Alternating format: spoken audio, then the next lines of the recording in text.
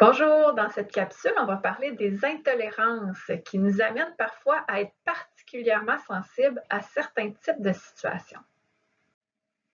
Aviez-vous déjà remarqué qu'il y a certaines situations auxquelles on est plus sensible, auxquelles on réagit davantage, qui suscitent un plus haut d'anxiété chez nous, ou qui nous inquiètent ou qui nous repoussent davantage, qui nous rendent inconfortables? Mais ces réactions-là face à ces situations-là sont dues en partie à ce qu'on appelle nos intolérances. Quand on est très intolérant ou intolérante par rapport à un type de situation, bien, nos réactions dans ces situations-là risquent d'être plus intenses, voire démesurées par rapport à la situation. C'est comme si on portait un peu des lunettes qui déforment la réalité dans ce type de situation-là. Je vais vous donner un exemple. Si je me promène dans la rue, puis je passe devant un groupe de personnes qui éclatent de rire au moment où je passe devant eux, si je suis particulièrement sensible au jugement des autres, donc très intolérante au jugement des autres, peut-être qu'instinctivement, je vais me dire, ils rient de moi, sur moi, parce que je viens de passer devant eux. Alors que si je ne suis pas très sensible au jugement des autres, bien, peut-être qu'instinctivement, je vais me dire, ah, je me demande c'est quoi la bonne blague qui les a fait éclater de rire. Donc, nos intolérances viennent modifier un peu notre perception de la situation. Donc, quand on a conscience de nos intolérances ou des situations qui nous font particulièrement réagir, bien, on peut faire un effort pour enlever ces lunettes déformantes-là ou ce filtre-là qui nous empêche de voir la situation dans un état un peu plus neutre pour apprendre à voir la situation autrement. Il existe 5 grands types d'intolérance.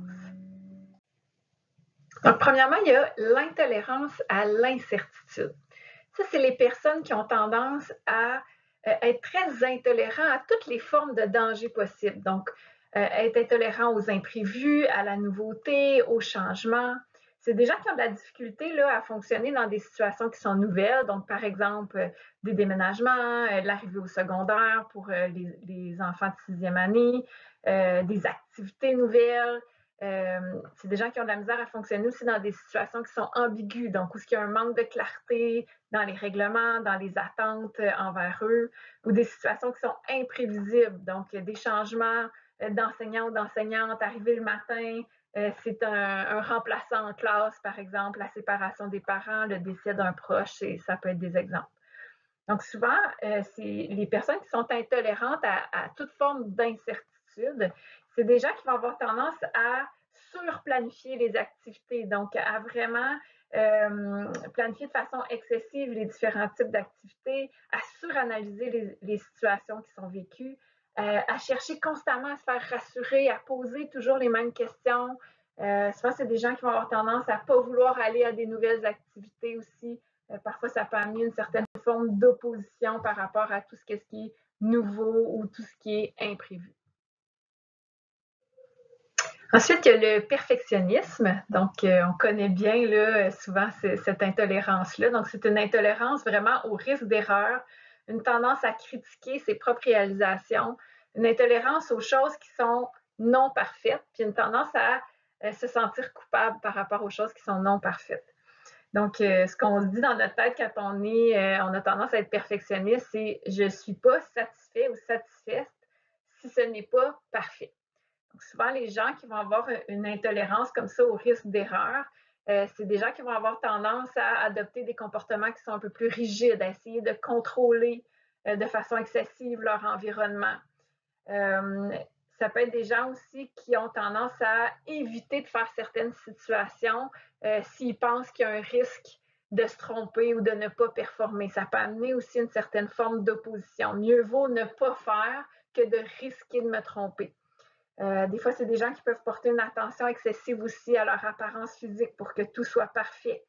Ça peut amener des enfants, des adolescents, des adolescentes à étudier à outrance parce que plus j'étudie, moins j'ai de chances de me tromper. On peut refuser de faire certaines activités par peur de se tromper, porter attention aux moindres détails aussi, être constamment insatisfait ou insatisfaite satisfaites par rapport à la qualité de notre travail. Donc, c'est des exemples. La responsabilité excessive, ça, c'est une intolérance au fait qu'il y a des conséquences qui pourraient arriver aux autres ou les affecter, puis que ce soit de notre faute ou qu'on n'ait rien fait pour les prévenir. C'est les gens qui ont tendance à se sentir coupables pour tout. Donc, c'est des gens qui vont avoir l'impression que ce qui arrive aux autres est toujours de leur faute. Par exemple, mes parents chicanent, mais c'est à cause de moi. On a une mauvaise note dans un travail, c'est à cause de moi.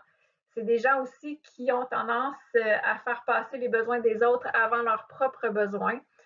Ou ça peut être aussi des gens qui ont tendance à avoir de la difficulté à mettre des limites.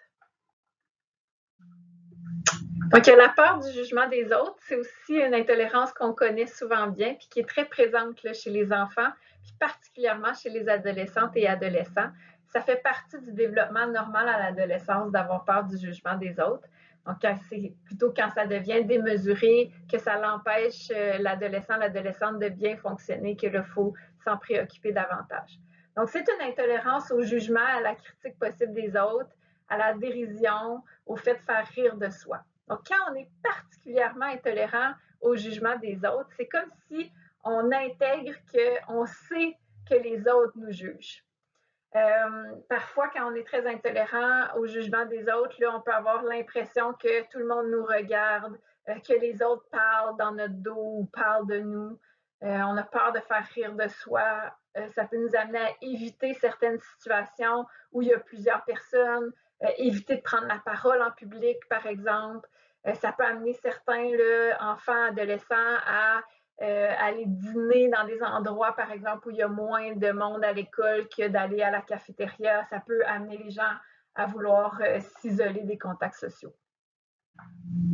Puis finalement, il y a l'intolérance aux inconforts psychologiques et physiques. Donc, c'est la tendance à s'inquiéter exagérément des sensations physiques puis des symptômes qui sont provoqués par l'anxiété. Donc, c'est un petit peu le fait d'intégrer ou d'emblée d'avoir l'impression que quelque chose ne va pas dans mon corps. Donc, ça va être des personnes qui vont avoir tendance à s'imaginer le pire en lien avec certaines sensations physiques. Par exemple, j'ai mal à la tête, je dois avoir un cancer du cerveau. Ou mon cœur bat vite, je dois être en train de faire une crise cardiaque. Ça va être des gens qui peuvent avoir peur de vomir en public, par exemple. Ça peut avoir des gens qui ont tendance à éviter certaines situations qui génèrent des émotions négatives ou de l'anxiété pour ne pas avoir à expérimenter les sensations physiques désagréables qui viennent avec ces émotions-là. Donc, à retenir, on a toutes et tous nos propres intolérances qu'on vit avec plus ou moins d'intensité. Évidemment, là, on n'a pas qu'un seul type d'intolérance, on peut en avoir plusieurs avec plus ou moins d'intensité. Quand on connaît nos propres intolérances ou qu'on connaît les intolérances de nos enfants, bien, ça devient plus facile de comprendre leur réaction face à ces situations-là, puis même d'anticiper leur réaction.